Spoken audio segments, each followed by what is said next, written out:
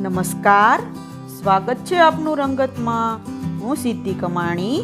આજે અમે અમદાવાદ ખાતે સોલાપાગો વિદ્યાપીઠ પરિસર ખાતે આયોજિત વિસરતી વાનગીઓનો સાત્વિક મહોત્સવ હતો, તેની મેં આજે મુલાકાત લીધી હતી. આ મહોત્સવમાં 400થી વધારે અવનવી વિસરતી વાનગીઓનો ખજાનો પીરસવામાં આવે છે. તો આ વાનગીઓનો ખજાનો આપની રાહ જોઈ રહ્યો છે. તો આપ પણ આ મહોત્સવમાં જલ્દીથી જલ્દી પહોંચી જાઓ અને ખાણીપીણીની મોજ કરો.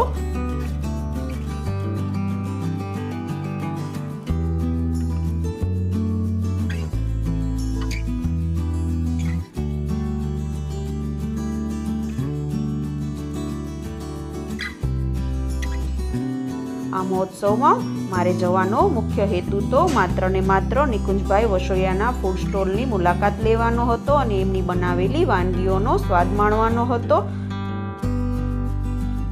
અહીંયા નિકુંજભાઈની સ્ટોલ પરની વાનગીઓ છે. લીલી દાળ છે, વરાળિયું શાક છે, લીલો ઓળો છે, વેજીટેબલ બિરયાની પુલાવ છે. તો આ બધી વાનગીઓનો સ્વાદ માણવા તમે પણ અવશ્ય નિકુંજભાઈના સ્ટોલ પર પહોંચી જજો. નિકુંજભાઈ વસોયાના સ્ટોલનો નંબર 16 અને 17 છે. તે ઉપર જઈ તમે એની વાનગીઓનો સ્વાદ માણજો, ખૂબ જ મજા આવશે.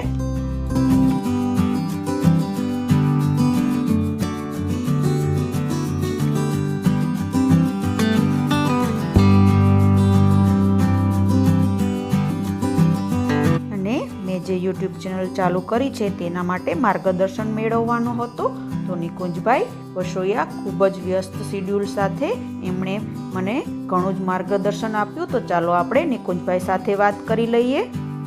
નમસ્કાર મિત્રો, આજે હું ફૂડ ફેસ્ટિવલ સાત્વિક ફૂડ ફેસ્ટિવલમાં આવી ગઈ છું. ત્યાં હું અત્યારે નિકુંજભાઈ વસોયાના સ્ટોલ ઉપર આવી છું અને એના કિચનની મેં વિઝિટ કરી છે. તો આપણે ચાલો આપણે નિકુંજભાઈ જોડે વાત કરીએ કે જે હું પણ એક યુટ્યુબ ચેનલ ચલાવું છું અને રેસીપી બનાવું છું. તો આપણે એની પાસેથી સજેશન લઈએ કે યુટ્યુબ ચેનલ કેવી રીતે ગ્રો કરવી અને રેસીપી આપણે કઈ સારી બનાવીએ. તો આપણે દેશી રેસીપીનો મને પણ બનાવવાનો શોખ છે. તો આપણે નિકુંજભાઈ જોડેથી જાણીએ કે હવે આપણે કઈ રેસીપીને કેવી રીતે બનાવી અને એને યુટ્યુબ ઉપર ગ્રો કેવી રીતે કર્યો તેનું પણ મને સજેશન આપે. થેન્ક યુ સો મચ, તમે આવ્યા. અને ખાસ તો હું એ કહેવા માગીશ કે કોઈ પણ ચેનલ હલાવી હોય ને તો તમારે જે નેચરલ છો ને એ રહેવું જોઈએ. જેટલું તમે આર્ટિફિશિયલ થશો ને એટલો તમને પ્રોબ્લેમ પડશે. કારણ કે જો તમારી રિયલ લાઈફ હોય ને સોશિયલ મીડિયા પર એ બતાડો ને તો વધારે સારું. પછી એક ટાઈમ એવો આવે કે તમે એડજસ્ટ ન કરી શકો. એ તમે થોડા પોપ્યુલર થાવ ને ત્યારે તમને ખબર પડે. તમે હજી સ્ટેજ ઉપર હોય ત્યારે તમને ન ખબર પડે. બાકી બધું મેનેજ કરવું બહુ અઘરું થઈ જાય. એટલે બને ત્યાં સુધી રિયલ રહેવું અને તે તમને ગમતું હોય એ જ વસ્તુ કરવી.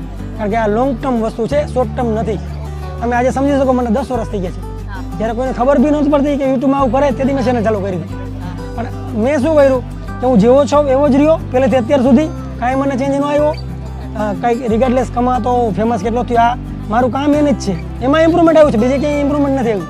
કેમ કે તમે મારી લાઈફસ્ટાઈલ એ બી સિમ્પલ જ છે હજી એમ. તો એ વસ્તુનું ખાસ પ્રાધાન્ય આપીશ.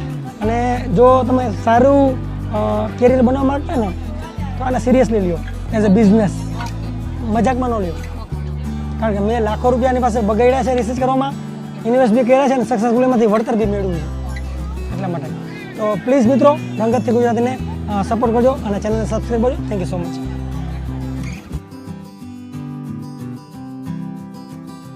નિકુંજભાઈના રસોડામાં મેં મુલાકાત લીધી ત્યારે અહીંયા વેજીટેબલ બિરયાની છે તે રેડી થઈ રહી છે. નિકુંજભાઈ એની અંદર કોથમીર વડે ગાર્નિશ કરી અને સર્વ કરવા માટે રેડી કરી રહ્યા છે. અહીંયા વઘારેલી ખીચડી છે, તે પણ ખૂબ જ મસ્ત બનેલી દેખાય છે. જોતા જ ખાવાનું મન થઈ જાય એવી. અહીંયા એના માણસો દેશી ચૂલા ઉપર બાજરીના રોટલા, મકાઈના રોટલા, બધા જ રોટલા બનાવી રહ્યા છે અને વરાળિયા શાકની તૈયારી ચાલુ છે. અહીંયા લોકો એને વરાળિયું શાક બનાવવા માટે ભરેલા રીંગણ, ભરેલા બટાકા બધું જ સ્ટીમ કરી અને રેડી કરી અને અહીંયા રાખ્યા છે. અને પછી તેનો વઘાર પણ અહીંયા ચાલુ છે. તો અહીંયા તમે જોઈ શકો છો નિકુંજભાઈએ વરાળિયા શાકનો વઘાર કરવા માટે અહીંયા દેશી ચૂલા ઉપર રાખી દીધો છે અને વઘાર ધીમે ધીમે પેલું ચૂલા ઉપર પાકી રહ્યો છે. એનો કલર તમે જોઈ શકો છો, ખૂબ જ મસ્ત દેખાઈ રહ્યો છે અને ટેસ્ટમાં પણ ખૂબ જ મસ્ત છે. તો આજે આપણે એનો ટેસ્ટ કરવાનો છે. તો મેં પણ વરાળિયા શાકને બનાવવાનો દેશી ચૂલા ઉપર લાવો લીધો છે. હું પણ આજે વરાળિયા શાકને તવીથા વડે મોટા ક્વોન્ટિટીમાં બનાવવા માટે આજે મેં પણ એનો લાવો લઈ અને બનાવી રહી છું. ખૂબ જ મજા આવે છે આવી રીતે વસ્તુ બનાવવાની કે અને ખૂબ જ મસ્ત સ્મેલ પણ આવી રહી છે. એકદમ મસ્ત વરાળિયા શાકની સ્મેલ આવી રહી છે. તો હું પણ આજે વરાળિયા શાકનો ટેસ્ટ કરીશ અને હું આજે ચૂલા ઉપર રોટલા બનાવવાનો પણ મેં લાભ લીધો છે. નિકુંજભાઈના રસોડામાં મને રસોઈનો શોખ છે, એટલા માટે મેં અહીંયા દેશી ચૂલા ઉપર રોટલા બનતા જઈને મેં પણ ત્યાં જઈને રોટલા બનાવવાનો લાવો લીધો છે અને મેં અહીંયા નિકુંજભાઈના રસોડાની અંદર રોટલા બનાવ્યા છે અને મને ખૂબ જ મજા પડી છે. તો હવે આપણે રોટલા બની જાય પછી એની જે બનાવેલી વાનગીઓ છે તેનો સ્વાદ માણવાનો છે. તો આપણે આજે એની વાનગીઓનો સ્વાદ માણીશું અને મજા કરીશું. અહીંયા મેં પ્લેટ લઈ લીધી છે, એની અંદર મકાઈની કઢી, બાજરીનો રોટલો, આથેલા લાલ મરચાં, દહીં તીખારી, વરાળિયું શાક અને વાડીનું શાક છે.